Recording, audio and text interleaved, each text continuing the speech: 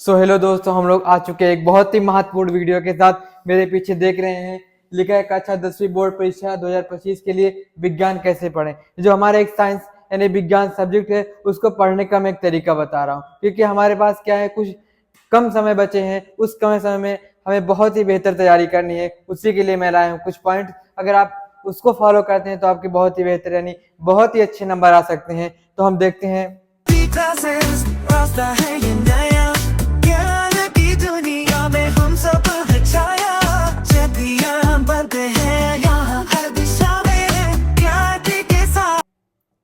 पहली पॉइंट हमारी क्या है, सिलेबस को ध्यान से पढ़ें।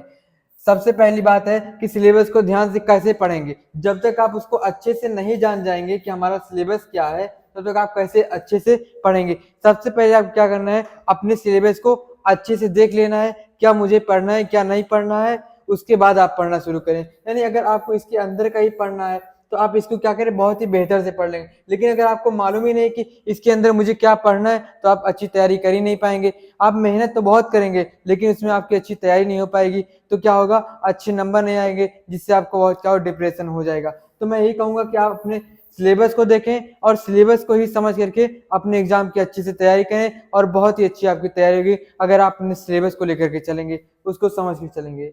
और अगली हमारी पॉइंट है एनसीईआरटी। क्या है, एनसीईआरटी की किताबें को पूरी तरह अच्छे से पढ़ें। ये जो आप एग्जाम दे रहे हैं, आपके एग्जाम की जो चाबी है ये क्या है, एनसीईआरटी है। अगर आप एनसीईआरटी को बहुत ही अच्छे तरीके से पढ़ ले रहे हैं तो आपका बहुत ही अच्छा नंबर आएगा। आपके एग्जाम में एनसीईआरटी से ही क्वेश्चन आते हैं, तो आपको मालूम है कि मुझे एनसीईआरटी से एग्जाम देना, तो क्यों ना मैं उसको बहुत ही अच्छे से पढ़ लूँ। बहुत ही पॉइंट को बेसिक से लेकर के जो भी हाई है उसके वहां तक मैं पढ़ लूँ, एक एक पॉइंट को पढ़ लूँ, जो कि मुझे क्या हो, मेरा गोल एकदम अचीव हो। जितना मुझे लाना है वो आपका 100% आ जाएगा, अगर आप सिलेबस को देख करके और अपनी एनसीईआरटी की बुक देख करके पढ़ रहे हैं।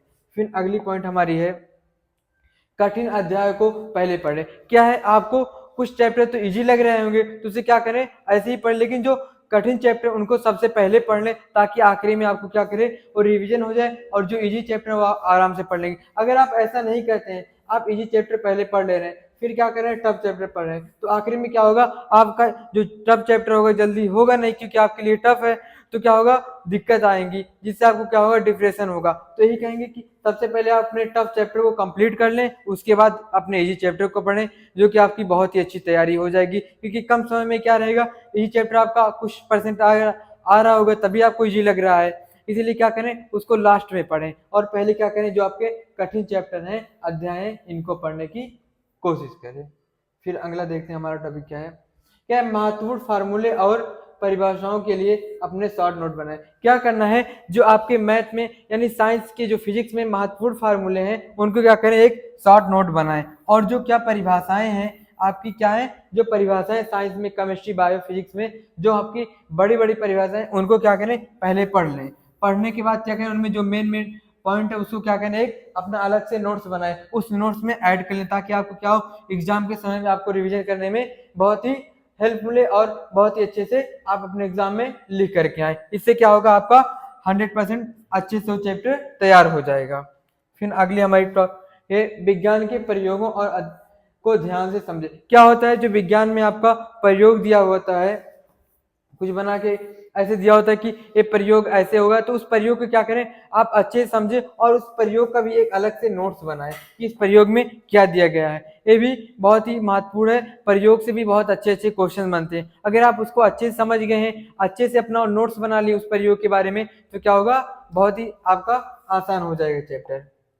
फिर क्या है, प्रत्येक अध्याय के बाद प्रश्न को हल करें। क्या करें, जो अध्याय आप पढ़ लिए, जैसे अध्याय 1 पढ़ लिए, इनमें क्या करें, जो टफ क्वेश्चन है और जो इजी क्वेश्चन, इन दोनों को क्या करें, सॉल्व कर लें। कुछ टफ क्वेश्चन होंगे, यानी कुछ बड़े लघु उत्तरीय प्रश्न होंगे, कुछ दीर्घ उत्तरीय प्रश्न होंगे, इन बड़े और छोटे क्वेश्चनों को क्या करें, हल कर लें। अगर एक अध्याय हमारा हो गया है तो क्या, अगर हम इसके प्रश्न को हल कर लिए हैं, तो क्या होगा, हमारा जब आखिरी में हम जाएंगे तो हमें क्या सिर्फ क्वेश्चन देखेंगे, सॉल्व हो जाएंगे। जो कि कम क्वेश्चन करेंगे तभी हमारा कोई दिक्कत नहीं होगा, क्योंकि हमने पहले अध्याय के जो टफ और इजी क्वेश्चन तो थे उसको कर लिया था, इसीलिए क्या होगा, हमारा ज्यादा नुकसान नहीं होगा।